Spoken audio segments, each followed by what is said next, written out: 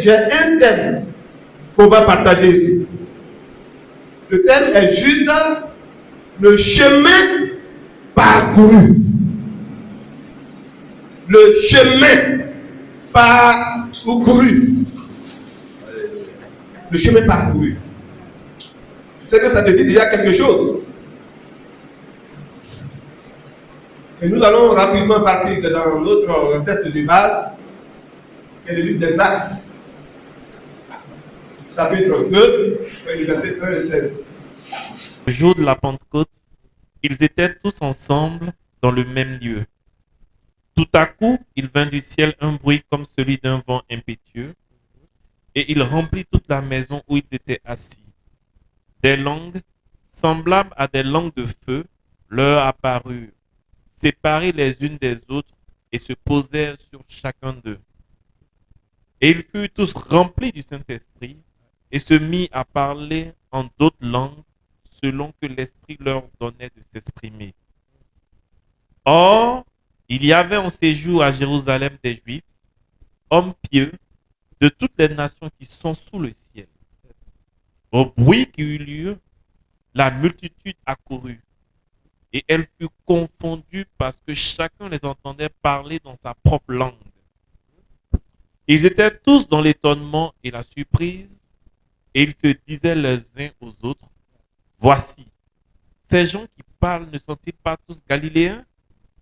Et comment les entendons-nous dans notre propre langue à chacun, dans notre langue maternelle? » Parthes, Mèdes, Élamites, ceux qui habitent la Mésopotamie, la Judée, la Cappadoce, le pont de l'Asie, la Phrygie, la Pamphylie, l'Égypte, le territoire de la Libye voisine de Cyrène, et ceux qui sont venus de Rome, juifs et prosélytes. Crétois et Arabes, comment les entendons-nous parler dans nos langues des merveilles de Dieu? Ils étaient tous dans l'étonnement et, ne sachant que penser, ils se disaient les uns aux autres, que veut dire ceci? Mais d'autres se moquaient et disaient, ils sont pleins de vin doux. Alors Pierre, se présentant avec les 11, éleva la voix et leur parla en ces termes. Hommes juifs, et vous tous qui séjournez à Jérusalem, sachez ceci et prêtez l'oreille à ma parole. Ces gens ne sont pas ivres, comme vous le supposez, car c'est la 3e heure du jour. Mais c'est ici ce qui a été dit par le prophète Joël. Alléluia. Alors on va rester par là, Alléluia. Amen. Vous savez ici, la Bible, nous ne sommes pas en temps de Pentecôte. Ce n'est pas le jour de Pentecôte. Mais expressement, l'Esprit de Dieu m'a mis ce texte, leur histoire de Pentecôte à cœur. Parce que quand tu lis l'histoire des disciples qui ont suivi Jésus, et arrivé en ce jour de Pentecôte, c'est-à-dire Jésus n'était plus avec eux. C'est par là leur mission va prendre vie. Tout ce qu'ils ont passé derrière Jésus, là c'était la mission de Jésus, c'était le ministère de Christ. Mais c'est en ce jour de Pentecôte que le travail va commencer pour les apôtres. Et vous voyez, vous allez constater que la Bible dit, quand ils sont sortis et commencé à parler,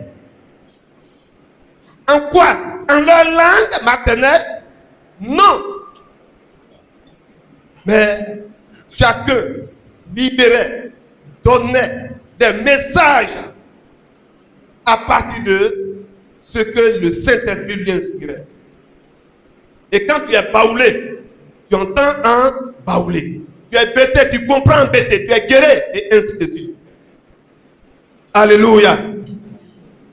Et c'est ce langue, excusez-moi, ce langage que l'Esprit de Dieu aussi m'a mis sur ma langue, dans ma bouche. Et je suis allé parler dans le nord de la Côte d'Ivoire, de Sénoufo, le Djoula, le Lobi, le koyaka, le tampana, et j'en passe, plusieurs langues. Comment ça se fait? Comment ça se fait? Ça peut se faire d'une manière ou d'une autre.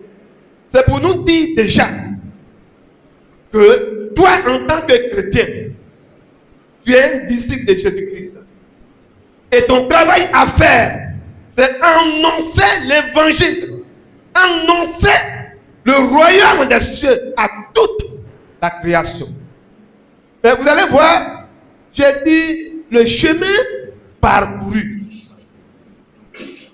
Le chemin parcouru. Mais ce texte a quoi à voir avec le chemin parcouru? Aujourd'hui, nous avons un thème qui est généralisé dans toutes les églises, la maison de la destinée. Qui est cette année est l'année de ton lait et de ton miel. Là-bas, nous sommes en train d'essayer de matérialiser ce thème. On vient avec le miel à l'église, parce que là-bas il y a le miel. Chacun vient à son pot de miel. Et prophétiquement parlant, on pose des actions prophétiques pour faire comprendre. Là-bas, c'est quand ils voient, ils touchent, ils croient. Et il faut matérialiser certaines choses.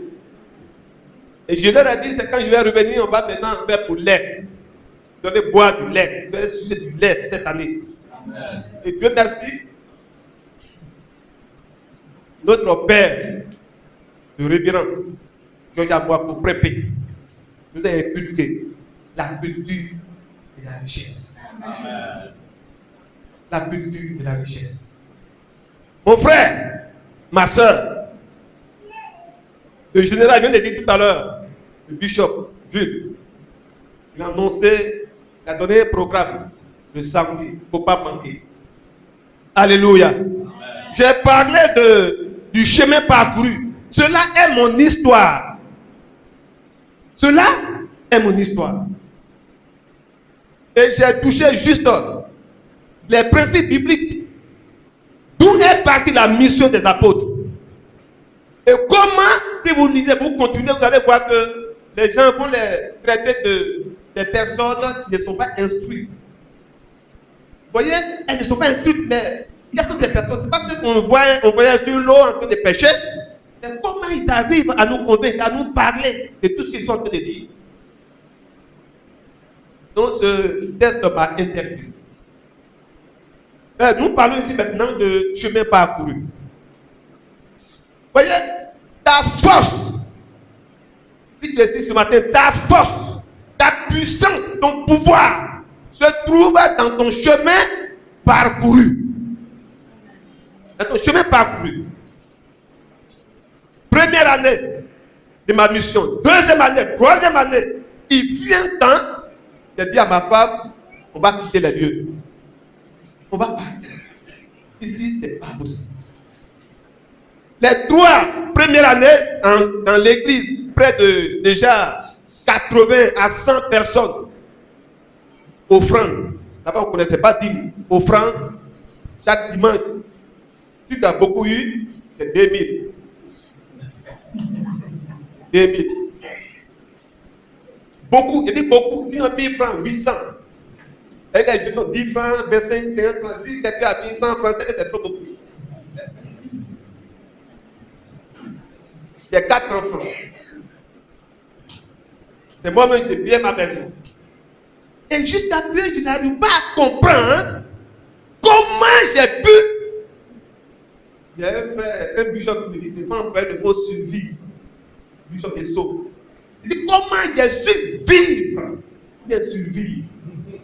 Alléluia. Jusqu'à présent. Alléluia. Et Dieu me dit, tu es peut-être dans la 2e ou 3e année. Regarde un peu en arrière. Regarde derrière toi. Bishop, il faut essayer de prendre déjà des papiers là et de faire le... Cela est mon expérience. Vous pouvez arriver à la maison, méditer des références bibliques qui sont là-dessus. Le vendredi avant-hier, j'étais à l'église avec la congrégation Richesse, parce que je suis de la congrégation Richesse. pour partager mon expérience avec eux. Il a trouvé bon d'étudier encore ses copies et vous allez aussi partager. Et Dieu me dit, mon enfant, mon serviteur, regarde derrière, regarde dans ton rétroviseur. Regarde dans ton rétroviseur. Et cela aussi était la force des apôtres de Christ. Quand ils prêchent, ils évangélisent. Le bishop a dit tout à l'heure que la première prédication de Pierre, ou la première évangélisation de Pierre, avait gagné beaucoup d'âmes. Mais Pierre s'appuyait sur quoi? Il a marché avec Jésus. Jésus a opéré des miracles. Il a ressuscité des gens. Il a marché sur l'eau avec lui-même Pierre. Mais Pierre a parlé de quelque chose de très important. Dans 2 Pierre 1, 16 à 18. Quelqu'un comme me dit rapidement. Mais il a relevé quelque chose qui peut-être qu'il avait manqué. Et qui était aussi son point fort. Pour pouvoir convaincre ceux qui étaient en face de lui. C'est très important, frères et sœurs. C'est très important. Si tu es un missionnaire, tu es un bishop, tu es un pasteur, il faut construire ton histoire. Il faut construire ton histoire. De Pierre. 16 à 18. 2 Pierre 1, 16 à 18. Ce n'est pas, en effet, suivant des fables habilement conçues, que nous vous avons fait connaître la puissance et l'avènement de notre Seigneur Nous Jésus. sommes en train de vous prêcher la parole de Dieu. On ne vous blague pas. Il y a des choses qu'on a vues de nos propres yeux. C'est ce que Pierre est en train de leur dire. Mais c'est comme ayant vu sa majesté de nos propres. On a vu sa gloire. Car il a reçu de Dieu le Père honneur et gloire, quand la gloire magnifique lui fit entendre une voix qui disait: celui-ci est mon fils bien-aimé, en qui j'ai mis mon affection. Yes. Alléluia. Il fut un temps où Jésus avait appelé quelques-uns de ses disciples, 3 disciples, pour monter sur la montagne sainte avec lui. Et c'est sur cette montagne que Dieu avait parlé à Jésus qui était son fils et aux apôtres qui étaient présents en disant: écoutez celui-là, écoutez Jésus, celui-là est mon fils bien-aimé en qui j'ai mis toute mon affection. Je l'aime. Maintenant, on peut dire des années ou des mois après, Jésus est bien maintenant se trouve en face des hommes perdus, en face des sénoufos, en face du bénéfice, c'est quoi? En face des ébriers, ébriers à sa culture, sénoufos à pour lui. Mais comment tu peux arriver à les convaincre? Il ne faut pas parler seulement de la partie, il faut donner des preuves. Il va leur dire, il va leur raconter maintenant une histoire vraie que lui-même il a vécue.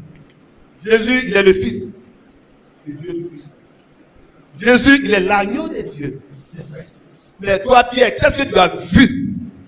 Tu as vu quoi? Tu as fait des miracles aujourd'hui, les pasteurs font des miracles partout. Les pasteurs qui font des miracles, des hommes de Dieu dans l'église. Mais comment ils arrivent à faire ces miracles? Mais Pierre, il a vu aussi Jésus faire des miracles. Mais il faudra qu'il voit le Père. C'est Dieu, l'éternel Dieu. Et c'est sur cette montagne que Dieu va leur parler. Et eux-mêmes, ils vont entendre la voix du Seigneur. Et cela va servir d'appui, de témoignage. Écoutez-moi. C'est Pierre qui parle.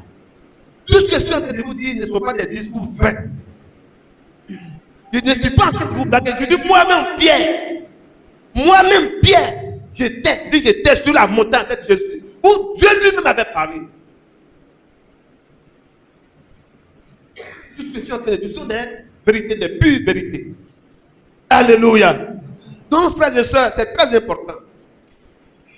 C'est très important ce que je suis en train de vous dire.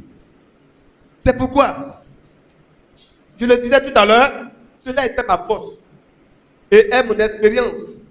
Je ne suis pas là pour t'enseigner des enseignements vraiment bien calculés, mais c'est un témoignage. Mon expérience que je vais partager juste avec vous, ce qui va te pousser aussi à mettre en pratique toutes ces choses, à marcher en fonction de la vision de votre église. Alléluia. Et je disais, c'était difficile pour moi. À chien. C'était difficile. Et quand je regarde, quand tu me dis de regarder derrière, mon fils, regarde derrière. Et quand je regarde dans mon rétroviseur pour voir le chemin parcouru de 2016, 2017, 2018, et aujourd'hui on est en 2023. Mais maintenant ici c'est la première église, maison de la destinée, dans laquelle je suis venu aujourd'hui pour prêcher. J'ai prêché dans les églises SEMA, j'ai prêché dans d'autres églises, maison de la destinée. Non. Pourquoi? Parce qu'il n'y en a pas au nord. Je suis pour le moment le seul. Là-bas, je vous invite aussi. Amen. Alléluia. Donc, et quand je regarde des miracles, les produits, les prophéties que l'Éternel a libérées sur cette nation, sur ce peuple. Pour ceux qui avaient des problèmes, celles qui avaient des problèmes d'enfantement. Après mariage de 10 ans, 15 ans, 20 ans, mais en vain. Et il suffisait que je déclare quelque chose sur ta vie. 2 mois qui ont suivi le process. Les plaies incurables. Après la prière, 2 jours après, ça se cicatrise.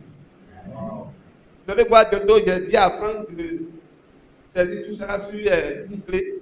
Vous allez voir bientôt dans l'église. Ça va vous édifier, ça va vous fortifier, ça va vous encourager aussi à marcher dans la vision. Je ne suis pas en train de faire réaliser ma vision, non. Je suis en train de marcher dans la vision du Père, dans le plan du Père. Georges Amoua. Il m'a construit, il m'a bâti, il m'a formé, il m'a enseigné. Et du peuple, je me lève du monde. Je suis un disciple, je suis son disciple. Et le disciple, c'est celui qui est discipliné. Alléluia. Amen. On vient à l'église, on veut que quelque chose de miraculeux se produise dans nos vies. On a des problèmes, on est malade depuis plusieurs années, mais en vain, on ne guérit pas. La solution pour toi est de faire l'œuvre de Dieu. De faire l'œuvre de Dieu. Et c'est pourquoi je voulais t'encourager. Le message ici ce matin, c'est juste t'encourager. Juste te lever et marcher dans la vision. Dans la vision de Dieu le Père, de Christ, et dans la vision de ton Père. Ici, vous avez votre bishop, votre père, votre mère qui sont là. Arrivés ici, ils n'ont pas claqué les docteurs, et puis tout ça. Non. Ils ont leur histoire. Ils viennent de quelque part. Ils ont un chemin par. Alléluia. Et quand il regarde, il s'est dit que Benjamin contre 100 cités, n'est-ce pas? Et dans chaque cité doit être construite, implantée une église. Donc ça va faire 100 églises. Il a dit, bon, il a dit dans ces 100 églises, on doit avoir 100 pasteurs. Et moi, je lui ai dit, dans ces 100 là, il y a au moins 20, il y a 50 millions. Prenons le minimum. 20. Vous voyez déjà suffisant. Et ici, à la chaire où je suis, je veux encourager en même temps mon bishop, mon général, de regarder dans le téléviseur. C'est Dieu qui a permis qu'il soit ici. Et ce même Dieu le fera encore. Amen. Alléluia. Amen. Ce même Dieu le fera encore. C'est pourquoi, dans le livre de 1 Samuel 17, de 23 à 37, la Bible dit, vous pouvez lire un peu les 2 premiers versets.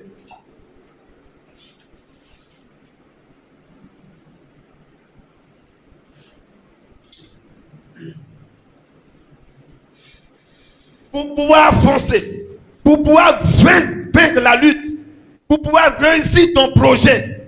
Regarde ce que Dieu avait déjà fait pour toi hier. Pour pouvoir aller quelque part, réussir dans la vie. Tu n'es pas né avec tout ce que tu possèdes. Tu n'es pas né riche.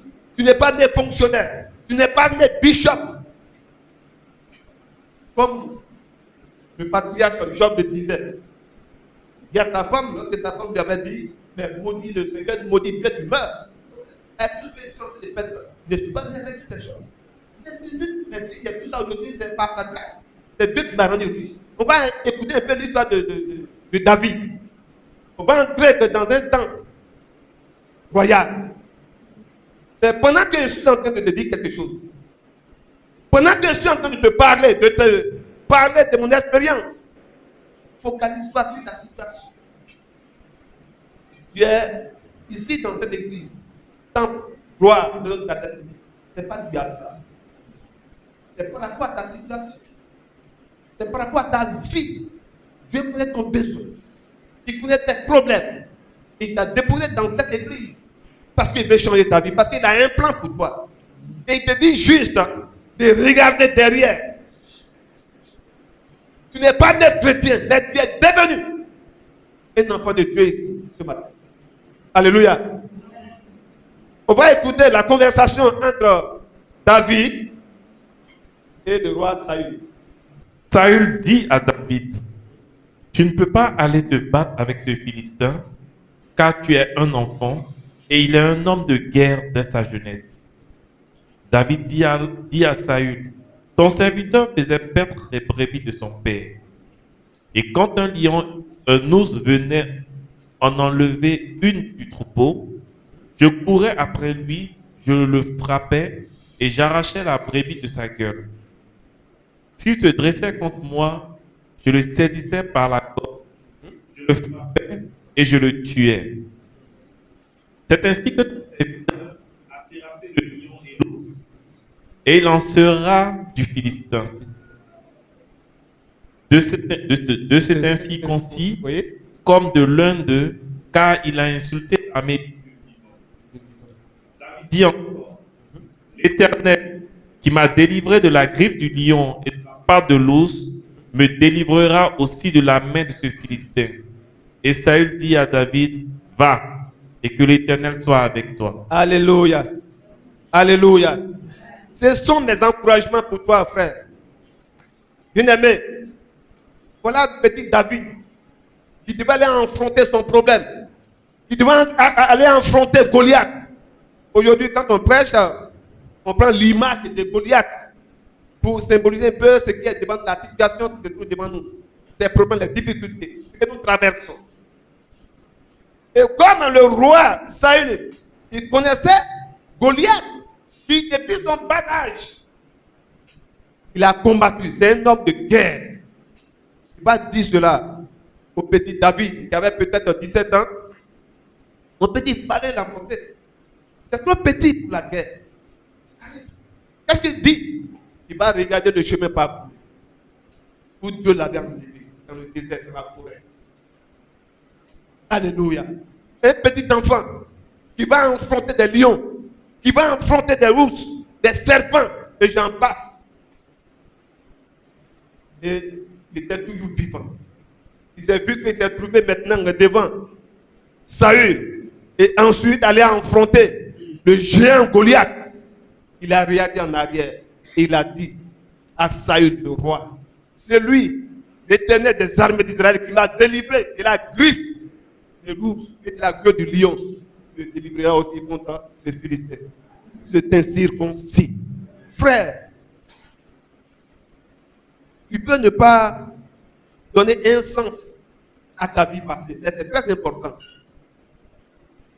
Ce matin, tu es là. Hier, quand je sortais le matin de la maison où j'étais, devant la cour, la porte de l'entrée de la cour, il y avait un homme qui était couché le matin vers les 6h, 7h comme ça. Et il était en train de mourir. Il était en train de mourir. Dieu merci, j'étais là. Et Dieu a fait grâce. J'ai juste pris un bidon d'eau. J'ai invoqué le nom de l'Éternel. J'ai dit à sa femme, tiens, donne-lui ça. Je sors, je reviens. Je lui ai donné aussi au moins un peu d'argent. Si je réveille, il paye quelque chose. Pourquoi je dis ça? Il dit, s'il se réveille, il se lève, paye quelque chose, donne-lui à manger. Mais est-ce qu'il va vivre? Est-ce qu'il va se lever? Point d'interrogation. Sa femme était sans espoir. C'était une femme burkinabé, une famille burkinabé. À Bobo, belle ville. Sans espoir. Et je vais, je sors, je dis, je demande à la femme, et ton mari? Il est assis. Gloire à Dieu. Gloire à Dieu. Alléluia. Mais avant de le faire, il y avait les frères de monsieur qui étaient là. Je dis, c'était des musulmans. Je dis, est-ce que je peux prier pour lui? Et s'il veut, c'est lui qui est en train de mourir. Est-ce qu'il va vouloir? Est-ce qu'il m'entend? Est-ce qu'il est conscient? Il dit, mais s'il veut, je le connais très bien, je suis chez eux là-bas. C'est une manière de me dire, non, ne prie pas pour lui. Nous, on n'est pas chrétiens. Je suis pasteur, je suis à Korobo, tous mes amis sont des musulmans, pour les convaincre à ce que je suis. Je vais dire, je suis là-bas où je suis là-bas, là. Même si je suis en train de mourir, il y a un problème, n'importe quel problème, il y a plus sur ça, qui donne. J'ai regardé un peu, je ne suis même pas. Et cette confiance était en moi. Vous savez, je vais vous choquer un peu. Dieu, je peux dire, Dieu n'a pas besoin de notre reconnaissance. Dieu n'a pas besoin à ce que tu sois reconnaissant quand il te fait quelque chose. Mais il a besoin de ta confiance. C'est ta confiance en lui qui est une reconnaissance pour lui. Non, Dieu, je reconnais ce que tu as fait pour moi, c'est bon. Mais il faut avoir cette confiance sans faille en Dieu. Il faut avoir cette confiance. Et c'est cette confiance qui m'a animé. Et j'ai dit, tiens, donne-lui. Parce que la femme, une femme, au nord là-bas, 3 mois de, comment on appelle le saignement, quand une femme, voilà, 3 mois, en train de saigner. On l'a mis dans leur brancard. Il est venu chez moi à la maison. Je dis, ok, faites-la asseoir. Elle est assise. Après, quand ma femme a fini d'arranger la maison, elle est venue la chercher pour entrer. La chaise était déjà gâtée. Elle a lavé cela. J'ai pris ce même bidon d'eau, j'ai prié là-dessus et je lui ai donné. Il y a 5 minutes qui suivaient, le sang s'est arrêté. Le sang s'est arrêté. Et je lui ai dit, voilà ce que j'ai fait aussi à quelqu'un. Voilà ce que j'ai fait aussi aux gens qui sont là-bas. La même chose que Dieu a fait pour eux. La guérison que Dieu leur a permis. Le miracle que Dieu a opéré. Ce miracle aussi, Dieu l'opérera aussi pour ce monsieur. Tiens, donc je suis parti tranquille. À mon retour, il était confiant que le monsieur allait se lever. Il dit, madame, est-ce qu'on... Et puis il dit, et quand je partais, après nous les Ivoiriens, et que me dit, s'il meurt, tu vas avoir un problème, on va te dire que c'est une autre que tu lui as donné. Il y a l'autre cœur qui me dit, c'est son cœur, un cœur qui dit, non, tu as fait cela là-bas, et ça a marché, ça va marcher aussi pour ce monsieur. Et c'est cela, c'est cette voix qui dominait. Et je savais que c'était la voix de Dieu. J'ai été avec toi. Et par tes mains, j'ai fait beaucoup de miracles, beaucoup de guérisons. Cela va se produire aussi pour ce monsieur. Et je viens confiant, tranquille, serein. Et ton mari, elle me dit, il est assis là-bas. Oh, voilà. Et je suis tombé à la maison. Donc ce matin, je le disais tout à l'heure, ce n'est pas du hasard que tu sois ici. Ce n'est pas du hasard que Dieu a permis que depuis Korogo, Chien-là, Mali, on nous appelle les Maliens, être ici ce matin et en train de prêcher. Parce que Dieu veut changer quelque chose dans ta vie. Dieu veut te faire entrer dans ta terre promise, là où coule le lait et le miel. Vers la fin de ce message, tu vas venir devant ici. Tu vas juste venir ici. Tu voulais appeler le bishop. Et puis là-bas, que chacun cherche sur un bidon d'eau. Je vais lui dire ça. Mais je vais juste déclarer quelque chose. Je ne connais pas ton problème. Je ne connais pas ta situation, la situation que tu as dans ce moment. Mais par cette déclaration va te faire entrer dans ta destinée.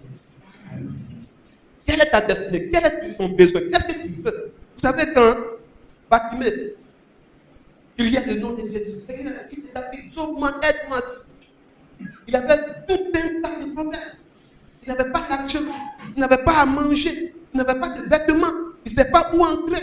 Pourquoi? Parce qu'il n'avait pas d'abri. Mais il a dit à Jésus, sauve-moi. Jésus a demandé, que veux-tu que je fasse pour toi? Dieu, Jésus voulait que Bartimée soit précis. Bartimée peut dire, je veux me voir à vue, je n'ai pas l'argent, je n'ai pas de vêtements, je ne sais pas où entrer. Mais qu'est-ce qui a posé tous ces problèmes? Parce qu'il était aveugle. Et c'est pourquoi il n'a pas l'argent, pourquoi il n'a pas l'argent, il ne pouvait pas travailler. Un aveugle ne peut pas travailler. Vous voyez? Donc, il a fallu que Jésus lui disait, vois. Et quand il a commencé à voir, il a commencé à voir l'argent. Il a pu construire sa maison. Il a commencé à aller à Abidjan-Mall, payer ses vêtements. Il a eu l'argent maintenant pour payer sa voiture. Et c'était un seul problème qui était son Goliath. Et c'est la même chose qui s'est produite lorsque David a pu terrasser le grand Goliath.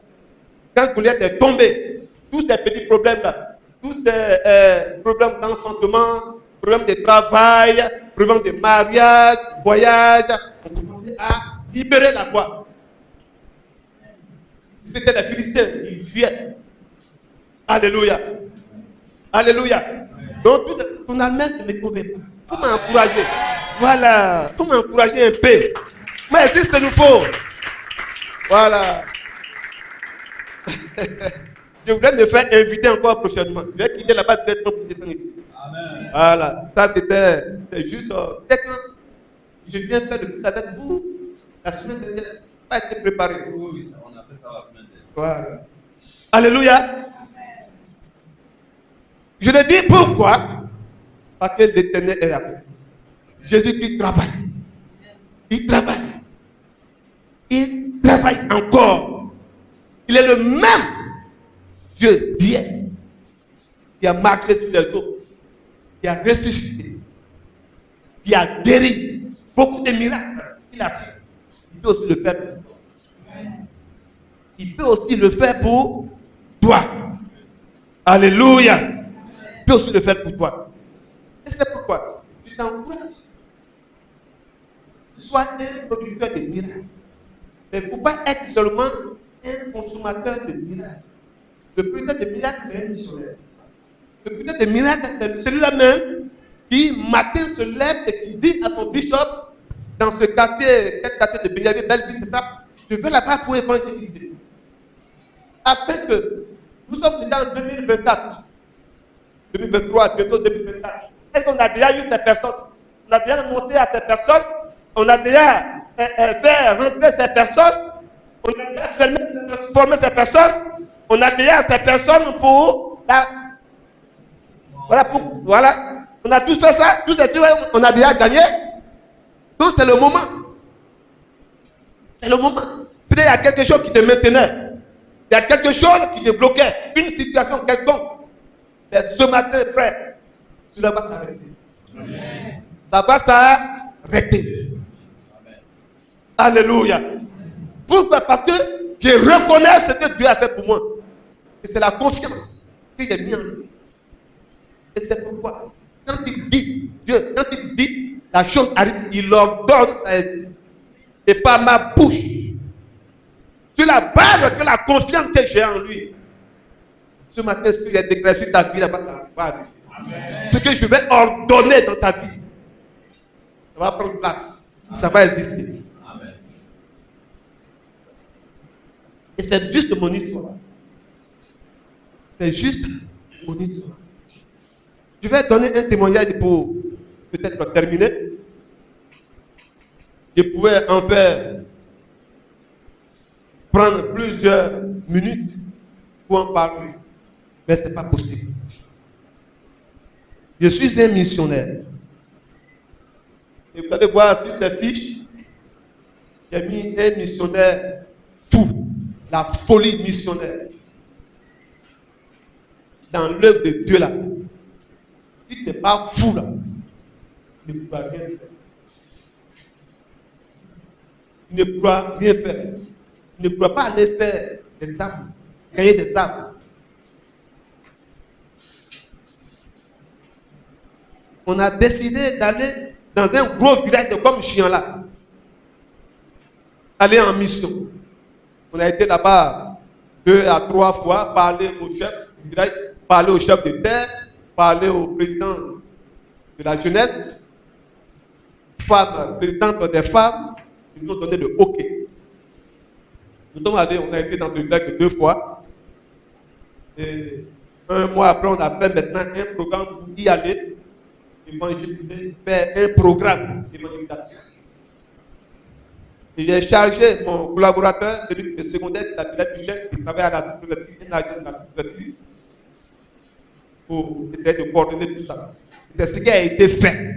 Et ce jour-là, il était en déplacement avec le sous-préfet. Et j'ai dit déjà aux fidèles, tous mes fidèles sont des missionnaires, je leur ai dit de me dévancer. Là-bas, c'est des motos que nous avons. Des motos critiques. On a fait un convoi. Ils sont allés avant nous. On était restés derrière ma femme qui avait aussi un bébé de 6 mois. Ils sont partis. Et j'ai donné à celui qui conduisait le convoi les numéros de toutes les personnes qu'il doit contacter pour pouvoir s'installer. Et arrivé à l'entrée du village, il a essayé d'appeler le chef de Niet, qui sont des hauts de Soapa. Il appelle le chef de terre, Niet, de Soapa. En fait, ils se sont entendus de ne pas nous recevoir. Et j'ai appelé Michel, il dit, Michel, est-ce que tu as essayé de voir l'autorité villageoise? Il dit, oui, j'ai pas déjà avec avant-hier. Voilà ce qu'il dit, il faut appeler voir. Michel aussi, il appelle le chef. Non, pas question. Le chef du village, le chef de terre, président des jeunes, tout ça, pas question, vous n'entrez pas ici. Michel a m'appelle, me dit, pasteur, voilà. Est-ce qu'on ne peut pas rappeler ceux qui sont déjà devant pour revenir, ceux qui étaient des femmes, des vieilles femmes? Vous êtes jeunes, mais il y avait une vieille femme qui s'appelle Gobert. C'est son nom, Gobert. Elle a décidé de se faire de bataille. Elle a décidé de partir avec lui. Et c'est tout ceux-là qui étaient bloqués à l'entrée du village. Quand c'est le faut dire, il ne faut pas entrer dans mon village. Il ne faut pas rentrer. Je suis guéri de cette quoi je parle. Un guéri ne peut pas rentrer dans le village. Quand elle sortait, il soulève son village. Il ne pouvait pas le faire marcher, lui, ça, vous n'allez pas trouver le village. Donc quand c'est le faut dire, il ne faut pas entrer là. Il ne faut pas entrer. Et eux-mêmes, c'était leur culture. Et ils savaient. Ils voyaient ce qui se passait. En fait, dans le spirituel, le vêtement africain. Je m'appelle, ok, je te rappelle dans 2 minutes. J'étais là, j'ai parlé à papa. Voilà, papa, là, on fait quoi? Qu'est-ce que j'ai fait? J'ai regardé dans le chemin parcouru où les xénophobes ont délégué leur masque pour entrer dans ma maison. Où les musulmans sont allés au Mali faire venir des marabouts, tuer des bœufs. Et le sang de ces bœufs-là, ils ont pris ce sang pour venir dans l'église. Quand on était encore sous apatam, pour verser le sang un peu partout dans l'église. Et là où je m'asseyais, ils ont versé comme ça. Les femmes matin sont allées nettoyer un peu. Elles ont vu qu'elles ne pouvaient pas. C'était les femmes xénophobes. Elles ne pouvaient pas entrer. Elles sont venues, je vois, pasteur, viens. Non, il est l'église. Je suis allé, il m'a monté sur la tête. Il dit, mais c'est quoi? Il flait. Il dit, bon, balayer, on va quitter là. Balayer. Il ne demande même pas pour le temps. Il dit, oh, vite, Satan soit de... Non. Il dit, balayer. Et elles ont balayé. Je suis allé à la maison, je me suis lavé, changé, bien sapé. Et c'est dans ce sang-là même que j'étais arrêté puis je prêchais. Dans le sang que j'étais arrêté. Alléluia. Alléluia. Ce que je suis en train de dire, ça va se réaliser, ça va se passer dans ta vie, tu vas voir. Tu quittes ici ce matin, tu ne vas plus avoir peur de quoi que ce soit. Tu ne vas plus avoir peur. Je suis sont en train de rentrer dans un autre niveau. Hein. Oh yes. Alléluia. Tu vas pas. Tu vas entrer. Si on dit là-bas, là, il y a une vieille personne dans mon village qui mange l'homme là. Va le saluer. 4 heures du matin. Ben, Dieu me faisait rappeler un peu de ce qui s'est passé dans mon chemin parcouru. Avant que je ne démarre ma moto. 4 heures du matin. Sous la pluie. Froid de pluie. Un vieux qui s'appelait d'autres mains. C'est son nom. Un vieux qui prend l'arachide. Il a tiré l'arachide, je ne sais pas où. Et il vient sous la pluie. Il tape ma porte. Et je sors avec la serviette attachée. J'ouvre. C'était ma fille d'abord. Quand ma fille a touché la porte, je dis, Samy, attends. C'est Samira. Il dit, j'ai ouvert. Et patron, il a arraché 4 heures du matin. 4 heures du matin, et puis sous la pluie, il dit, viens, merci beaucoup. J'ai pris, je me suis non pas, il dit 4 heures du matin, ça veut dire que je ne suis pas encore arrivé. 4 heures du matin, un homme, 4 heures du matin. Tu sais de quoi il parle. Et je prends l'arachide devant lui, je casse. Je mets ma bouche, il me regarde. Je casse, je mets ma bouche, il me regarde. Ah, viens, merci beaucoup. Hein. Il y a place. Non, il est à la Congo là. Il va pas te chaud. Une semaine, 2 heures d'une semaine, le vieux est venu à l'église. Parce qu'il savait ce qu'il était venu faire. Mais, ma fille qui a touché la porte, 2 jours, elle n'est pas partie à l'école. Elle est tombée malade. J'ai fléchi genou, j'ai dit Seigneur, relève-la. Yes, et Dieu, voilà un problème. Le vieil est fermé. Est-ce que je peux aller? Si je prends peur, si je démissionne, je vais démissionner de chien la main, puis je reviens à Abidjan. Tu vas dire, tu n'as pas confiance en moi. C'est ce qu'il allait me dire. Tu n'as pas confiance en moi. Et il me fait regarder dans mon... J'ai plus cru. Ah, Michel, Doisseau là, je vais partir. Même s'il doit périr, à Doisseau, je périrai. Et si je meurs pour une bonne cause. Et je monte au ciel, m'assois en Jésus-Christ à la droite du Père dans les lieux célestes. C'est des choses qu'on ne considère pas. Si je meurs, je vais aller au ciel. Est-ce que c'est vrai? Mais moi, je crois en cela. Et c'est ces choses-là qui sont ma force, sur lesquelles je m'appuie. J'ai pris ma moto. De là où on est jusqu'à dans ce village, ça fait 35 km. Avec le nouveau-né, bébé, dans le dos de ma femme. Il y a un gros sac d'eau devant moi. J'ai pris la route dans la poussière là. Cache-nez, bleuté. Et on prend la route. On dépasse d'abord 2 villages avant d'arriver dans ce village. Et quand je suis arrivé, ça fait une heure de route. Je suis arrivé, les femmes, pauvres dames. Mais qu'est-ce qui se passe? Allons-y. Non. Vous partez d'abord. J'ai dit au conducteur de convoi, là, allons-y, suis-moi. Là, tu vas revenir. Si on nous dit de ne pas partir, de ne pas faire la mission, on va repartir. Si nous avons petit, c'est ça.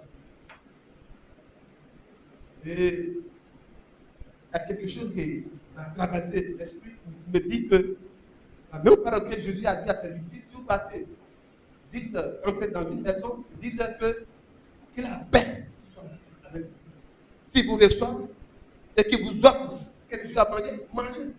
Mais si vous refusez, sortez et tapez la poussière.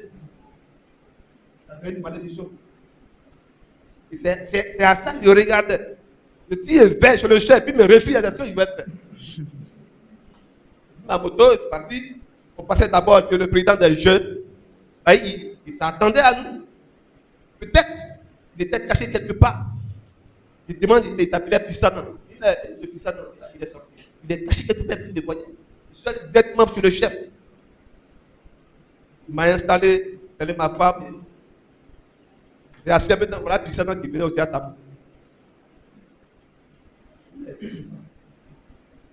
C'est une longue histoire, je ne vais pas parler. Mais je parlais avec autorité, je n'ai pas négocié.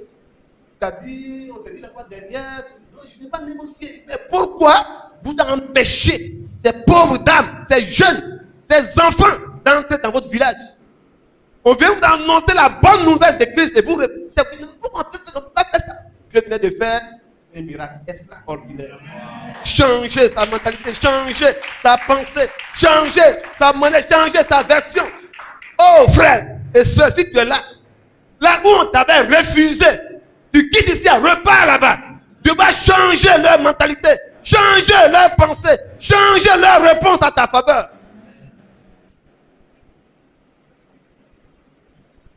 Cinq ans, 10 ans, 15 ans de mariage, mais en vain, rien ne se passe. Repars voir le docteur. Tu dis, examine-moi encore. Refais ça encore. Les résultats vont changer. Pourquoi? Parce que je te communique l'onction d'un missionnaire. Je te communique l'onction de la mission. Je te communique l'onction d'un combattant. Je te communique l'onction d'un apôtre. Et tu seras un producteur de miracles, mais pas un consommateur de miracles. Quand tu es consommateur de miracles, tu n'es pas fidèle à ton église. Tu cours d'église en église. Quand on dit il y a un prophète là-bas, tu cours, tu vas là-bas. Il y a un pasteur de l'autre côté, tu es là-bas. Pourquoi? Et toi, tu cherches un miracle, mais tu ne peux pas produire des miracles.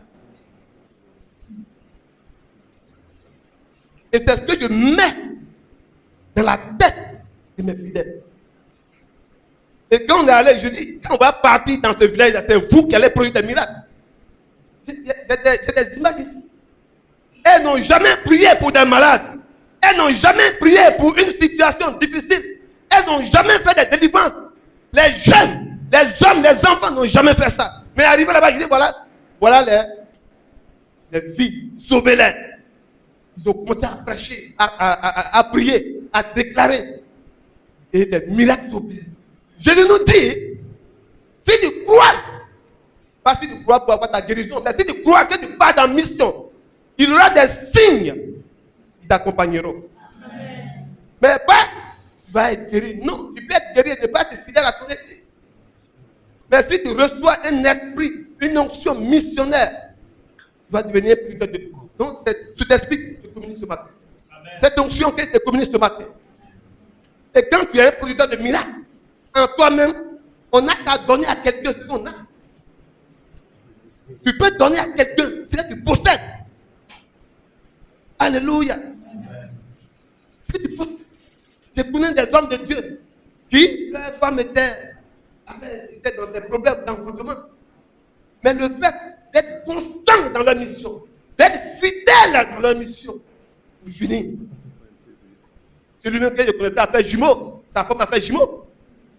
Elle a fait tous les médicaments, aller voir des médecins. Et parfois, mais ça te donne d'aller voir les féticheurs, les marabouts. Je lui ai dit, donnez-vous seulement. Matin, bonne heure, 4h, 5h du matin, elle est dans l'église, en train de balayer, et installer des trucs. La femme d'un pasteur. Mais toi, tu es là. Tu n'es pas femme de pasteur d'abord même. Mais tu ne fais pas cela. Mais tu veux que ta situation soit découverte. Sois un missionnaire. Sois un missionnaire. Ça marche. Ça marche. Aujourd'hui, moto, je n'avais pas. Un jour, j'avais. Bon, c'est pas que je suis ça là. C'est pas ça. J'avais des souliers. Je partais à l'église. En ce temps, on était quelque part. D'abord, on n'avait pas encore construit ce qui était là. Et l'église était au moins à 1 kilomètre de chez moi.